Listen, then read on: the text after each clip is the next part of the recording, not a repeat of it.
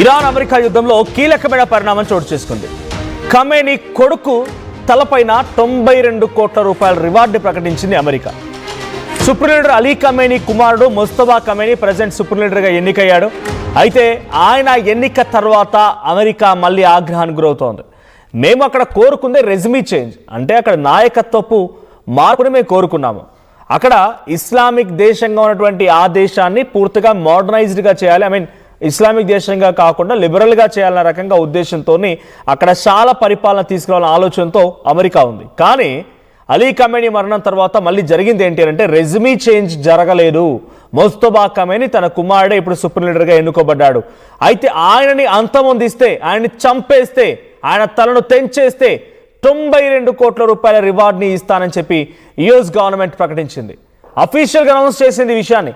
Iran supreme leader Mustafa Khamenei తలని తీసుకొస్తే 92 కోట్లు ఇస్తామని చెప్పి అమెరికా అనౌన్స్ చేస్తే supreme national security council secretary Ali Larijani సహా 9 మంది పేర్లని కూడా దీనిలో చేర్చారు.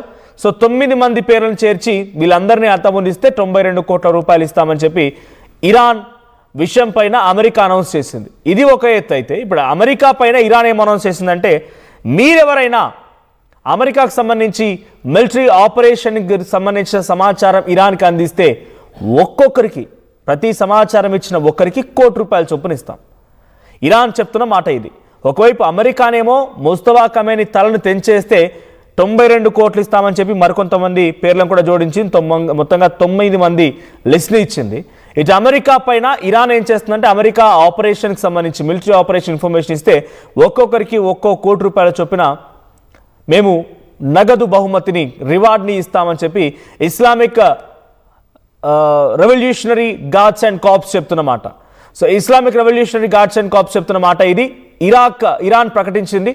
ఇక ఇరాన్ మద్దతు సంస్థ ఇస్లామిక్ రెసిస్టెన్స్ ఇన్ ఇరాక్ ప్రకటన చేసింది. 14 రోజుల నుంచి ఇరాన్, ఇజ్రాయెల్, అమెరికా మధ్య భీకరంగా యుద్ధం కొనసాగుతూనే ఉంది. ఇరాన్లో దాదాపుగా 1500 పైచిలకు మంది మరణిస్తే లెబనాన్లో 800 మంది. ఖమేనీని చంపాక కూడా ఇరాన్ ఏమాత్రం తగ్గకపోవడంతో ఇంకా ట్రంప్, నెతన్యాహు మధ్య టెన్షన్ పెరుగుతోంది. వాళ్ళు కూడా కొంత ఆందోళన వ్యక్తం చేస్తున్నారు. సో దీని పేరు reward of justice. America announce చేసింది reward of justice. Reward of justice అని అంటే మీకు మీరు న్యాయం చేసుకోండి. మీ దేశంలో ఇప్పుడు ఎన్నుకోబడినటువంటి ముస్తఫా ఖమేనీని అంతమొందించి మీ దేశానికి మీరు న్యాయం చేసుకోండి, అప్పుడు మేము యుద్ధాన్ని ఆపేస్తాం. మేము చెప్పిన వ్యక్తి అక్కడ నాయకుడిగా ఉంటాడు, మిమ్మల్ని పరిపాలిస్తాడు. మీరు ముస్తఫా ఖమేనీ యొక్క నాయకత్వంలో ఏమాత్రం కూడా మీ దేశం ఉండడానికి వీల్లేదు. కాబట్టి justice of reward of justice అంటూ అమెరికా అనౌన్స్ చేసింది. $10 మిలియన్ 92 కోట్ల రూపాయలని ఇస్తానని చెప్పి, ఆయన తలను తీసుకొస్తే 92 కోట్ల రూపాయలు ఇస్తామని చెప్పి అమెరికా అనౌన్స్ చేయడం గల ప్రధానమైన కారణం. మనకి 2 విషయాలు ఆలోచించాలి. ఒకటి, మీ దేశంలో పరిపాలన మార్చుకోండి, ఆ వ్యక్తి కరెక్ట్ కాదు, మీకు డబ్బులు ఇస్తానని చెప్పడంతో అంతర్గతంగా మళ్ళీ యుద్ధం మొదలవుతుంది. ఎవరైనా ముస్తఫా ఖమేనీ నియామకాన్ని వ్యతిరేకించే వాళ్ళు ఇరాన్లో ఉన్నవారైతే నిజంగానే ఆ పని చేయడానికి పూనుకుంటారు. ఒక అంతర్గత విభేదానికి మళ్ళీ కారణమవుతుంది.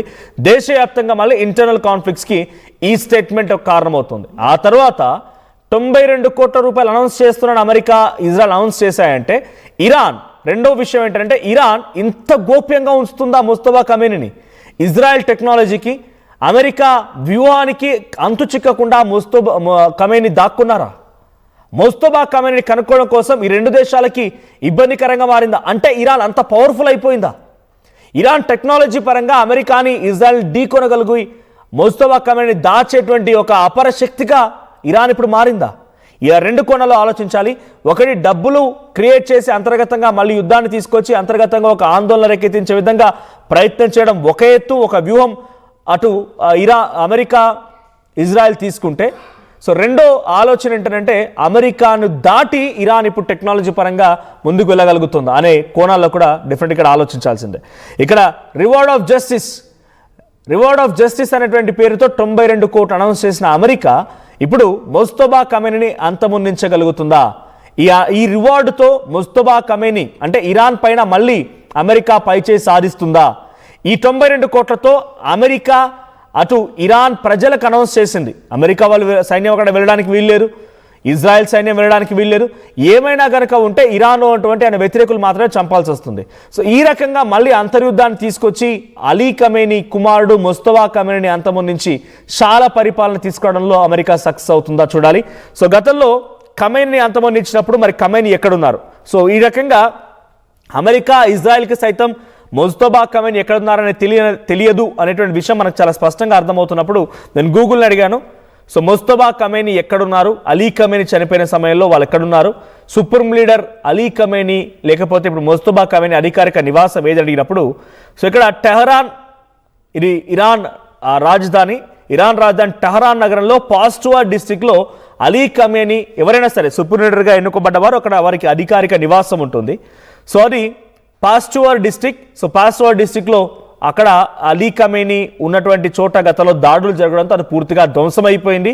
సో అదే దాడిలో ఇటు అలీ ఖమేనీ కుమారుడు ప్రస్తుత సుప్రీం లీడర్ ముస్తఫా ఖమేనీ కూడా చాలా తీవ్రంగా గాయపడ్డారు. ఆయనకి చాలా సివియర్ ఇంజురీస్ అయినట్టు తెలుస్తోంది.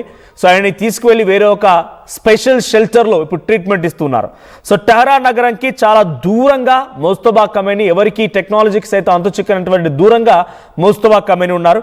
Ali Khamenei was killed in the strike. So ఆయన స్ట్రైక్లో చనిపోయిన తర్వాత, ఎయిర్ స్ట్రైక్స్లో చనిపోయిన తర్వాత అలీ ఖమేనీకి చాలా తీవ్రంగా గాయాలవ్వడంతో అది కూడా ఎప్పుడు తెలిసింది, అలీ ఖమేనీకి గాయాలయ్యాయి. అలీ ఖమేనీ మరణించిన తర్వాత ముస్తఫా ఖమేనీ గాయాలయ్యాయి.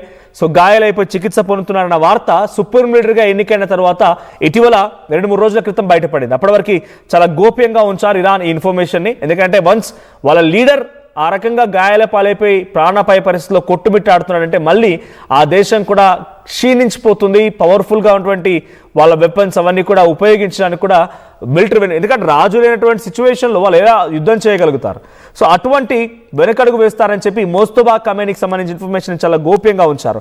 సో ప్రజెంట్ ముస్తఫా ఖమేనీ ఒక బంకర్లో చికిత్స పొందుతున్నారు ఆయన. సో చాలా పర్ఫెక్ట్ సెక్యూరిటీ మధ్యలో ఆయన ట్రీట్మెంట్ కొనసాగుతోంది. అయితే అలీ ఖమేనీ కుమారుడు ముస్తఫా ఖమేనీ యొక్క నియామకాన్ని ఏమాత్రం జీర్ణించుకోలేనటువంటి అమెరికా 92 కోట్లు ఇస్తానని చెప్పడంలో ఇక్కడ అమెరికా ఫెయిల్ అయింది. బికాజ్ డబ్బులు ఇవ్వడంలో కాదు, వాళ్ళు ముస్తఫా ఖమేనీ యొక్క ఇన్ఫర్మేషన్ని రాబట్టడంలో ఫెయిల్ అయ్యారు. సుమారుగా 7.5 కాలం పాటుగా అలీ ఖమేనీ యొక్క మూమెంట్స్ని క్యాప్చర్ చేస్తూ ప్రతి అంశాన్ని గమనించిన ఇజ్రాయెల్, అమెరికా ఆ టెక్నాలజీని గ్రాబ్ చేయగలిగి ఆయన ఫోన్ని సైతం హ్యాక్ చేయగలిగి అలీ ఖమేనీ అంతమొందించిన ఇజ్రాయెల్ అమెరికాకి ముస్తఫా ఖమేనీ ఉన్నటువంటి చోటుని కనుక్కోవడం పెద్ద వినయం కాదు. కానీ ఇక్కడ కనుక్కోలేకపోతున్నారు. కనుక్కోలేకనే వాళ్ళు రివార్డ్ అనౌన్స్ చేశారు అని అంటే ఆ టెక్నాలజీ పరంగా ఇరాన్ కూడా అమెరికాని అండ్ ఇజ్రాయెల్ దెబ్బ కొట్టినట్టుగానే భావించారు. ఆల్రెడీ అమెరికా రాడార్ సిస్టమ్ దెబ్బ కొట్టింది ఇరాన్. అమెరికా రాడార్ సిస్టమ్ దెబ్బ